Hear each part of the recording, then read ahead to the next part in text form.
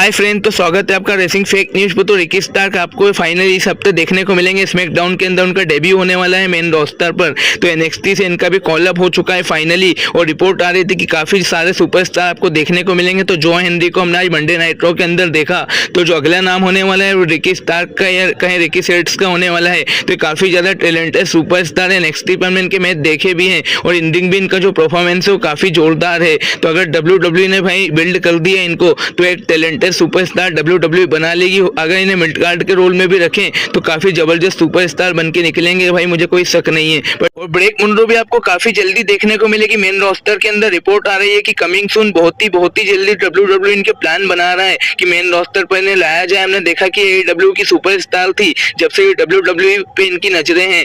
अब इसके बाद डब्ल्यूडब्ल्यू काफी ज्यादा एक्साइटेड था इन्हें पहले ही लाने के लिए, बहुत ही ज्यादा समय ले लिया है, पर अब पूरी तरीके से रेडी हो चुकी है मेन रोस्टर डेब्यू करने के लिए। तो नेशनल क्रश भी और कई लोगों की भाई ये क्रश है। तो अब देखना मजेदार होगा कि जब ये आएंगी तो भाई क्या क्या धमाल मचाती हैं। तो अगले मंडे नाइट रॉ के अंदर आपको देखने को मिलेगी सोलुका ऑफिशियली ज्वाइन करते हुए मंडे नाइट रॉ को। रूमर्स का कहना है कि अगले हफ्ते मंडे नाइट रॉ में सोलुका कॉन्ट्रैक्ट साइनिंग कर लेगी मंडे नाइट रॉ की, और ऑफिशियली मेंबर हो जाएगी वो मेन रोस्टर की। हालांकि हमने देखा था इन्हें 1-2 वीक पहले, पर जब वो मेन रोस्टर का पार्ट थी नहीं, वो एनएक्सटी में थी। पर जो फेरेबर मैच है वो फाइनली इन्होंने इनका कंप्लीट कर लिया, जहां पर वो हार गई थी, और अभी मंडे नाइट रॉ का पार्ट होने वाली है। तो देखना मजेदार होगा। एक बहुत टैलेंटेड सुपरस्टार, अभी जितने भी भाई एनएक्सटी से आए हैं सब एक से बढ़कर एक स्टार आए हैं। तो अब देखना होगा कि आगे कैसे बढ़ती हैं ये।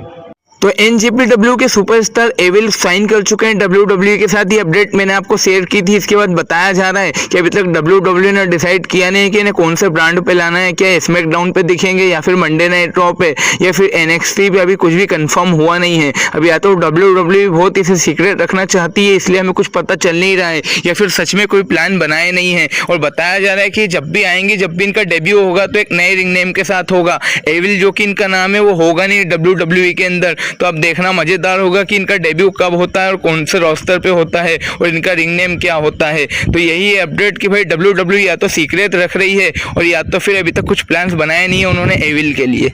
तो निकी बेला चाहती है डब्ल्यूडब्ल्यू के अंदर एक जनरल मैनेजर का रोल। तो निकी बेला ब्रॉडकास्ट पे बात करते हुए कहती है कि मैं चाहती हूँ कि जब मैं रिटायर हो जाऊँ उसके बाद मैं जनरल मैनेजर बनूँ डब्ल्यूडब्ल्यू के अंदर। वो चाहती है कि भाई वो बाहर जाए नहीं रिटायरमेंट के बाद भी रेसलिंग से। वो कहती है कि डब्ल्यूडब्ल्यू मेरा होम है, और मैं चाहती हूँ कि मैं जनरल मैनेजर बनूँ वहाँ पर, और इसके बाद मुझे बैक स्टेज कोई दूसरा रोल भी मिल जाएगा तो मैं वो भी कर लूँगी, पर जनरल मैनेजर बनने के लिए मैं बहुत एक्साइटेड हूँ। तो आपको क्या लगता है, क्या निकी बेला को भाई जनरल मैनेजर का रोल मिलना चाहिए डब्ल्यूडब्ल्यू के अंदर? जब भी उनकी डील एक्सपायर और 2 ईयर की भाई डील साइन की थी निकी बेला ने, तो 2028 में शायद वो रिटायर होते हुए देखने को मिलेगी। तो क्या 2029 या 30 में आप देखना चाहोगे जनरल मैनेजर के रूप में निकी बेला को? आखिरी बार हमें सोनिया डेविल देखने को मिली थी। और अब भाई बात करते हैं वीडियो के मेन इवेंट की। पर भाई उससे पहले अगर आपके पास 2 सेकंड है भाई, तो मेरे चैनल को सब्सक्राइब कर दो भाई। ऐसे ही सबसे तेज न्यूज आपको देखने को मिलेगी मेरे इस चैनल पर, वो भी एकदम फैक्ट भाई, फैक्ट न्यूज।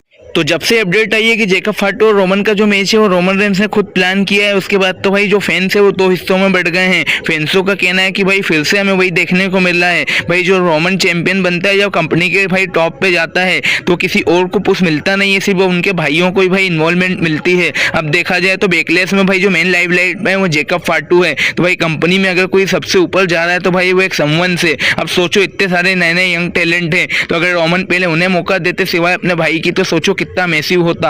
और ये भाई एक बार की बात नहीं कि चलो ये ब्लड लाइन की स्टोरी फिर से चालू हो रही है, इसलिए हमने मल्टीपल टाइम देखा। इसके पहले भाई जो जे ऊसो हैं उन्हें रोमन रेंस काफी टॉप पे पहुंचा दिए, जबकि उनमें तो कोई टैलेंट था ही नहीं। तो भाई यही तो बात है समवंस की, कि भाई ये सिर्फ अपने ऊपर देखते हैं भाई कि जो उनका ब्लड है भाई सिर्फ वो ऊपर चले जाए। तो कुछ फैंसों का ऐसा कहना है कि मंडे नाइट रॉ में जब से रोमन चैंपियन बन के आए हैं तो काफी ज्यादा इंटरेस्टिंग हो गई है मंडे नाइट रॉ। पर कहीं ना कहीं उनका मानना है कि रोमन एक्सपोज हो चुके हैं। उनका कहना है कि जब ट्राइबल चीफ है रोमन रेंस, खाली जब ही वो लोगों को पसंद आते हैं। कहना है कि जब ब्लड लाइन उनके साथ इन्वॉल्व होती है, जब ही जो उनकी स्टोरी वो इंटरेस्टिंग होती है। अभी हमने देखा कि जब ब्लड लाइन हट गई थी पूरी तरीके से, तो जो रोमन है भाई उनकी जो बुकिंग है वो पूरी तरीके से ढीली हो गई थी, और मजा आ नहीं रहा था फैंसों को। मतलब एक्सपोज हो जाते हैं भाई। यहीं से लोग कहते हैं कि जो कोडी रोड्स है वो ब्लड लाइन के कारण इतना ऊंचा गया, तो जो भाई रोमन है वो भी ब्लड लाइन अपने भाइयों के कारण इतने टॉप पे गए हैं। अभी भी हम देख रहे हैं कि जो स्टोरी इतनी सबको पसंद आ रही है वो खाली इसीलिए कि एक ब्लड लाइन की स्टोरी लाइन चल रही है।